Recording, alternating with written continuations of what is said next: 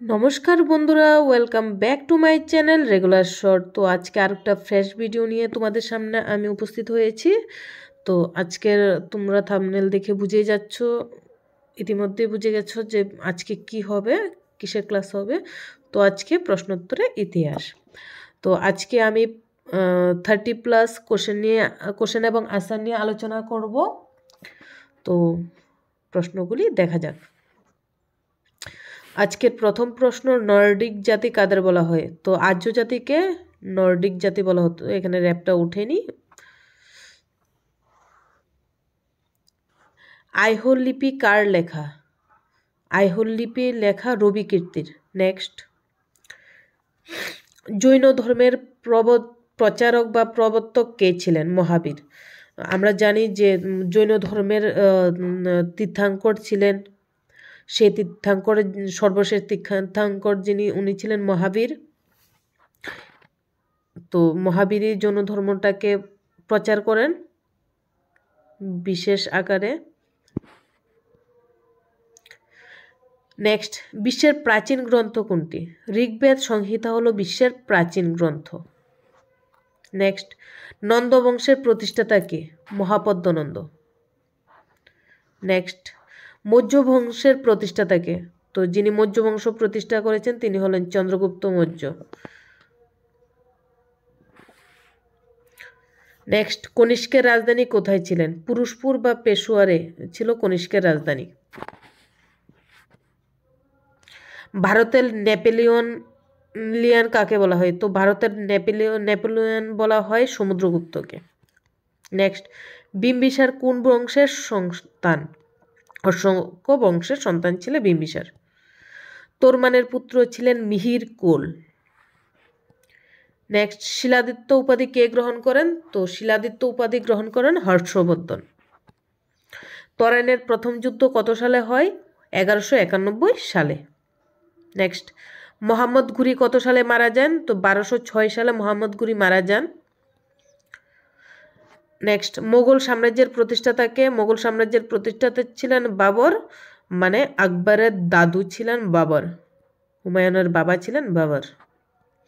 বাবর কথার অর্থ কি? বাবর কথার অর্থ হলো সিংহ। পানিপথের যুদ্ধ কত সালে হয়? 1526 সালে পানিপথের যুদ্ধ হয়। খানুয়ার যুদ্ধ কত সালে হয়? এটা হয়েছিল 1527 সালে খানুয়ার যুদ্ধ হয়। বক্সারের যুদ্ধ কত সালে হয়? বক্সারের যুদ্ধ হয় 1764 সালে। হলদিঘাটের যুদ্ধ হয়েছিল 1576 সালে। মনসবদারি প্রথা কে প্রচলন করে? আকবর মনসবদারি প্রথা প্রচলন করেছিলেন। মনসব কথার অর্থ কি? মনসব কথার অর্থ হলো পদমর্যাদা। শ্রীকৃষ্ণ বিজয় কাব্য কার লেখা? এটা লিখেছিলেন মালাধর বসু। পলাশির যুদ্ধ কত সালে হয়? 1757 সালে পলাশির যুদ্ধ হয়েছিল।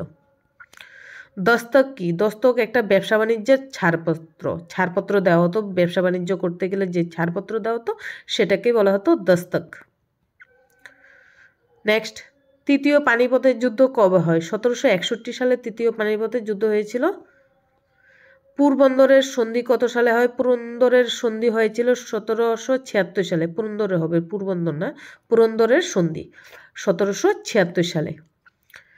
বেসিনের চুক্তি কত সালে সম্পাদিত হয়? তো বেসিনের চুক্তিটা হয়েছিল 1802 সালে। শিখ সাম্রাজ্যের প্রতিষ্ঠাতা কে? তো শিখ সাম্রাজ্যের প্রতিষ্ঠাতা রঞ্জিত সিং। আপনাদের যদি, আবারও বলে রাখছি, আপনাদের যদি ভিডিওটি ভালো লেগে থাকে, কোনো আপনাদের হেল্প হয়ে থাকে কোনো কিছুতে, তাহলে অবশ্যই লাইক কমেন্ট শেয়ার করতে ভুলবেন না। আর যদি আমার চ্যানেলটি নতুন দেখে থাকেন তাহলে অবশ্যই সাবস্ক্রাইব করবেন।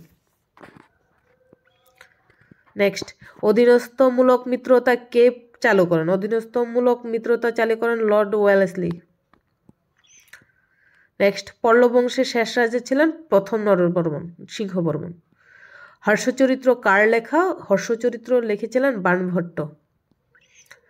বৈদিক যুগের প্রধান সাহিত্য কোনটি? বেদ। বৈদিক যুগের প্রধান সাহিত্য ছিল বেদ। নেক্সট, নালন্দা বিশ্ববিদ্যালয়ের বাঙালি অধ্যক্ষ কে ছিলেন? তো শিলভদ্র ছিল নালন্দা বিশ্ববিদ্যালয়ের বাঙালি অধ্যক্ষ। বল্লাল সেনের পিতার নাম ছিল বিজয় সেন। মোস্ট ইম্পর্টেন্ট প্রশ্ন আরেকটা, গুপ্ত যুগের শ্রেষ্ঠ মহাকবির নাম কি? তো তো গুপ্ত যুগের শ্রেষ্ঠ মহাকবির নাম হলো কালিদাস।